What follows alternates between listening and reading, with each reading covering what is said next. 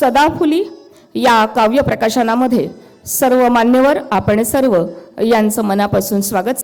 नवनवीन स्वप्न घेऊन ज्यांनी इतकी सुंदर रचना केलेली आहे त्या काव्य महोत्सवाकडे आपण वळतोय। अशा कवी कवयित्रींचा आता काव्य महोत्सव होईल। सुरुवातीला जयश्री मॅडम। नमस्कार, मी जयश्री दाभोळे। व्यासपीठावरील सर्वांना वंदन करून आणि सगळे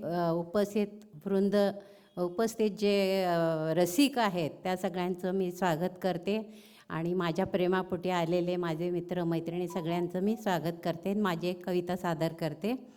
सत्य घटनेवर आधारित आहे, एकतर्फी प्रेमावर आहे।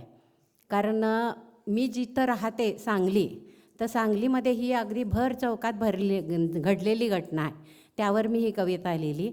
माझे 2 कविता संग्रह प्रकाशित झाले आणि आज मला इतका अभिमान वाटतो की पुण्यासारख्या सिटीमध्ये, विद्यानगरीमध्ये आज ह्या व्यासपीठावर मला उभं राहून माझी कविता सादर करता येते, त्याबद्दल मला खरंच खूप अभिमान वाटतो। त्याबद्दल संयोजकाचे खूप आभार।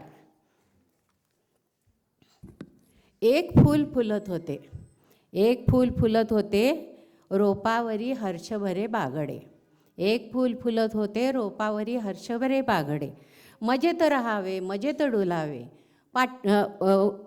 जीवनक्रम त्याचा असे। मजेत राहावे, मजेत डुलावे, जीवनक्रम त्याचा असे।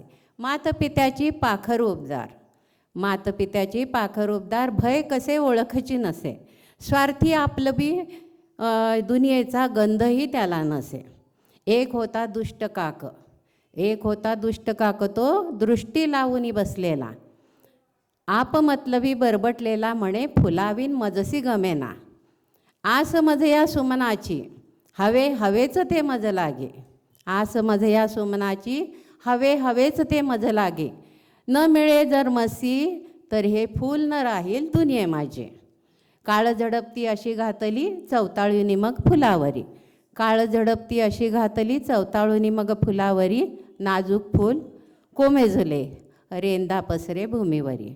मदतीसाठी ते हाका मारूनी, भूमीला मग शरण जाई। द्रौपदीला त्या रक्षावयाला केशव धावे सत्वरी। द्रौपदीला त्या रक्षावयाला केशव धावे सत्वरी। कलियुगातील या कळीला वाचविले ना कुणीपरी। भोवताली गर्दी जमली, टकमक टकमक बघ्यांची। भोवताली गर्दी जमली, टकमक टकमक बघ्यांची।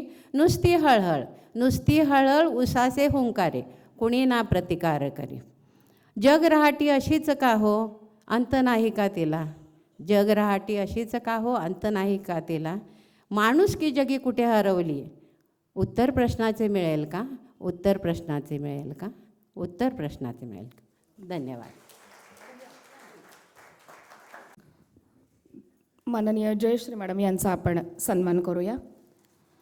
टाळ्यांच्या गजरामध्ये आपण सर्व कवी कवयित्रींचं कौतुक करूया।